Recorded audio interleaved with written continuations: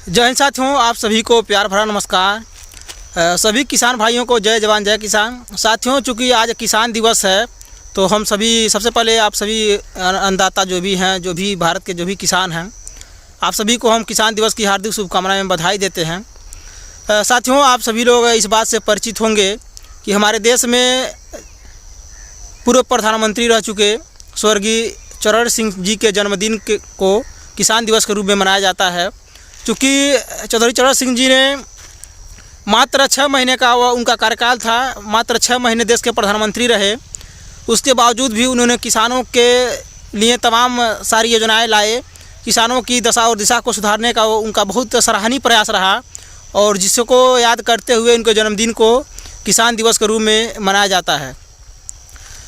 साथियों, चूँकि भारत का दुर्भाग्य रहा कि भारत एक कृषि प्रधान देश होने के बावजूद भी आज किसानों की स्थिति कहीं न कहीं दिन पर दिन ख़राब होती जा रही है। खेती किसानी से जुड़ा हुआ हर एक व्यक्ति कहीं न कहीं परेशान है और एक किसान का बेटा आज किसानी करना नहीं पसंद कर रहा है।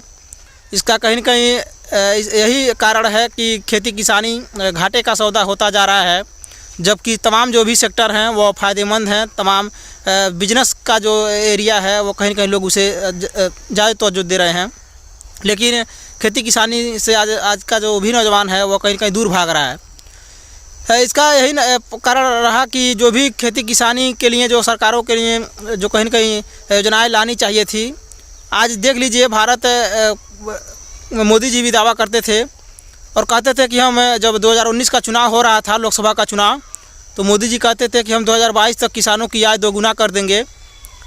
2022 भी बीत गया, 2023 भी बीत रहा है, 2-4 दिन और बचा है। लेकिन आप सोचिए, क्या किसानों की आय दोगुना हो पाई? क्या किसान खुशहाल हो पाया? क्या किसानों की समस्याएं कम हो पाई? आज भी किसान वैसे ही ख़राब, जैसे पहले स्थिति वैसे ही आज भी है। सत्ता बदलता है लेकिन व्यवस्था नहीं बदलता है। पार्टियां हटती हैं, एक पार्टी सत्ता से हटती है तो दूसरी पार्टी आ जाती है, यानी सरकार बदल जाती है लेकिन व्यवस्था नहीं बदलती है। जो भी समस्याएं हैं, आज भी समस्याएं वो सब वैसे ही बरकरार हैं। जो किसान दिल्ली के बॉर्डर पर लगभग 1 साल तक आंदोलन किए कि किसानों के लिए समर्थन मूल्य का कहीं न कहीं कानूनी अधिकार दिया जाए कि कोई भी फसल समर्थन मूल्य से कम पर कोई न खरीदे। कहीं पर भी अगर किसान अपना अनाज बेचने जाए, धान गेहूं गन्ना जो भी चीज़ें हैं, तो समर्थन मूल्य से कम कीमत पर कहीं पर भी न बेचे और वो जो खरीदने वाला है उसको भी समर्थन मूल्य से वो जो भी उसका किसान का जो फसल है वो न कोई खरीदे, ताकि आज का नौजवान मजदूरी कर ले रहा है, विदेश में जाकर कमाना पसंद कर रहा है, लेकिन खेती करना नहीं पसंद कर रहा है। आज अगर जिसके पास 10 एकड़ खेती होगा या 5 एकड़ होगा, जितना भी होगा, लेकिन कोई भी किसान ये नहीं चाहता है कि उसका बेटा भी खेती किसानी करे। क्योंकि साथियों, अभी हम खेत में हैं, देख सकते हैं आप, चारों तरफ हरियाली है, तमाम तरह की फसलें हैं, बहुत अच्छा लग रहा है। और हमने सोचा कि आपको खेती किसानी से जुड़े हुए आज इस मुद्दे पर बातचीत किया जाए और आपको बताया जाए कि देखिए खेती की हकीकत क्या है।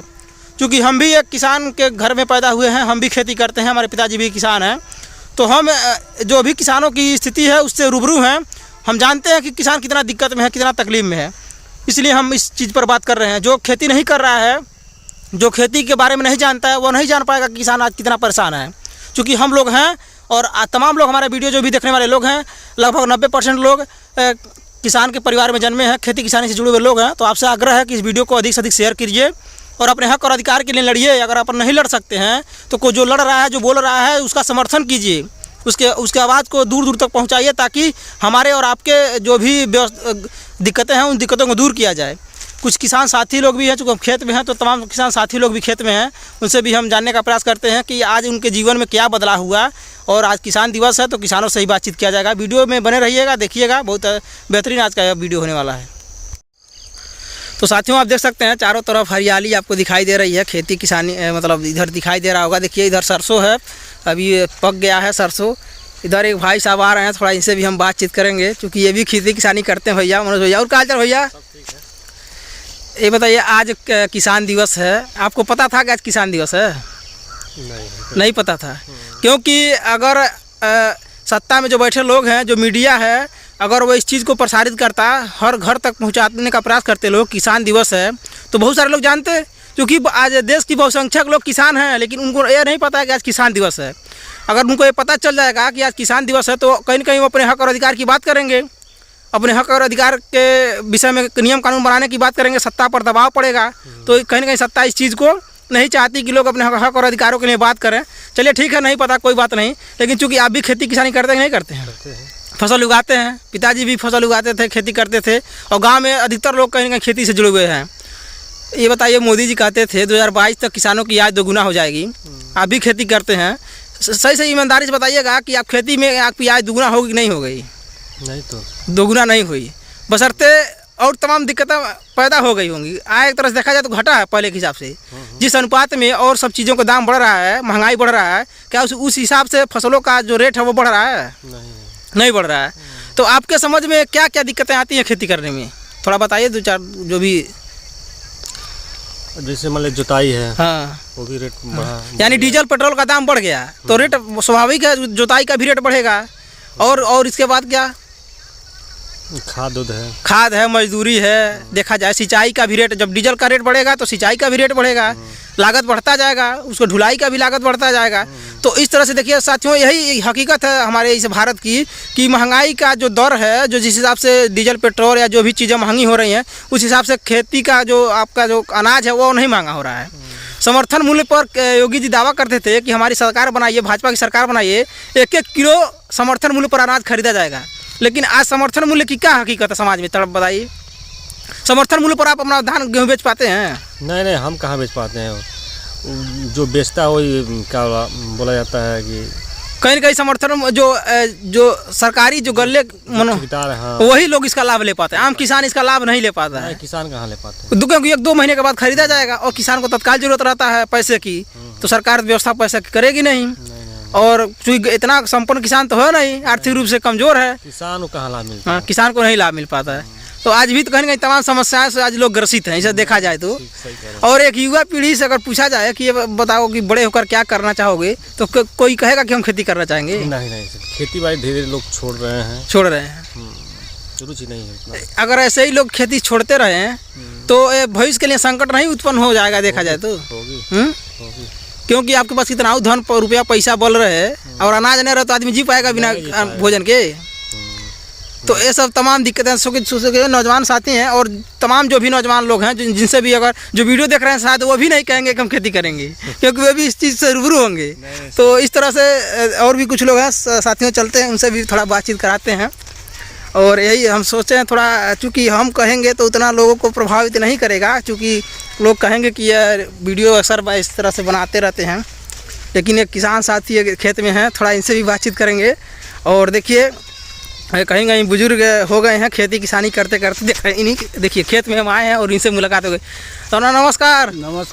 और क्या हाल चाल है? सब ठीक है। ठीक है। देखिए ये खेती है, देखिए इनका खेती इधर हम आपको दिखा रहे हैं, बहुत हरियाली है चारों तरफ, अच्छा लग रहा है। तो खेती में बहुत हरियाली है, बहुत अच्छा लग रहा है देखने पर आपकी खेती। कैसा लग रहा है आपको? वैसे दिखाई दे रहा है। हाँ। परिश्रम नहीं लग रहा है, लागत लग रही है। लागत लगा, परिश्रम लगा, मूल्य मिल ही नहीं रहा है। हाँ? तो बताइए, खेती कर रहे हैं, इतना मेहनत सुबह से लेकर शाम तक पसीना खेतों में बहाया जाता है, तब जाकर इतना हरियाली और इतना मतलब कहीं कहीं ये सब चीज़ें देखने को मिलती हैं। तो आप ये बताइए, चूँकि आप कहीं ना कहीं आपका अनुभव बहुत पुराना रहा, खेती से अनुभव पुराना रहा। तो सरकार तो दावा करती है कि हम किसानों की आय, मोदी जी कहते थे कि हम 2022 तक किसानों की आय दोगुना कर देंगे। 2022 भी बीत गया और 23 भी बीत गया। तो ये बताइए आपकी आय दोगुना हुई कि नहीं हुई? नहीं, कहाँ हाँ? कहाँ हुई, लागत इतनी आ रही है तो आय दुगनी होगी, दुगुना नहीं हुई। यानी आप देखा जाए तो खुश नहीं है अपने इस काम धंधे से? अरे चलिए खुश हैं भाई, ऐसे जीवन है। हाँ, सभी लोग कहते हैं कि किसान अन्नदाता है। हाँ। ये नहीं कहते हैं कि जीवन दाता है। हाँ, जीवन दाता है। हाँ। बिना अन्न के कैसे कोई जिएगा? अरे छोड़ के भाग जाएंगे सब देश विदेश। आज का युवा देखा जाए जिसके पास खेती है, अगर 4-5 एकड़ 10 एकड़ खेती है, वो भी नहीं खेती करना पसंद कर रहा है, मजदूरी कर ले रहा है, बाहर जाकर विदेश चला जा रहा है, वहाँ पर मजदूरी कर रहा है, लेकिन खेती नहीं कर रहा है। आखिर में इसके पीछे वजह क्या देखते हैं आप? अरे क्या देखा जाए, कौन सा टीका टिप्पणी किया जाए? हाँ, नहीं बताइए, अपना अनुभव बताइए, क्योंकि आज किसान दिवस है तो किसानों से बातचीत करना उचित है। बड़े लोग बैठे हुए हैं, वो उनके इतना अनुभव हम लोगों को नहीं, तो खेती बाड़ी का अनुभव है, उनको आवे खेती में देखा करके देखा। हाँ, डूइंग बाय लर्निंग करके सीखें, तब न पता चलेगा कि क्या पोजीशन है देश की। एक प्रधानमंत्री थे चौधरी चरण सिंह जी, मात्र 6 महीने का कार्यकाल रहा, लेकिन उन्होंने 6 महीने में जितना किसानों के लिए काम कर दिया, क्या उतना सब प्रधानमंत्री मिलकर काम कर पाए होंगे? देखा जाए तो ना, प्रधानमंत्री सिंचाई योजना, प्रधानमंत्री बीमा योजना और जो भी सब्सिडी की जो व्यवस्था है तमाम यंत्रों पर, हमें और आपको अगर जो फ्री रूप से खाने को मिले हाँ। तो हम और आप जो है बिल्कुल आलसी हो जाएंगे। तो ऐसा है, हमारे जो है कार्यकर्ता जो भी हैं, उनको जो फ्री चीज़ मिल रही है वो आलसी होते जा रहे हैं, काम धंधा तो कर नहीं रहे हैं। हाँ, केवल जो है बैठ करके दुकानों पर मटरगश्ती कर रहे हैं, नेतागर्दी करते हैं, बस यही काम है। किसान लगभग 1 साल तक दिल्ली के बॉर्डरों पर जाकर आंदोलन कर रहे थे कि समर्थन मूल्य के से कम कोई भी मतलब कानून बना दिया जाए कि कोई भी फसल समर्थन मूल्य से कम कोई ना खरीदे।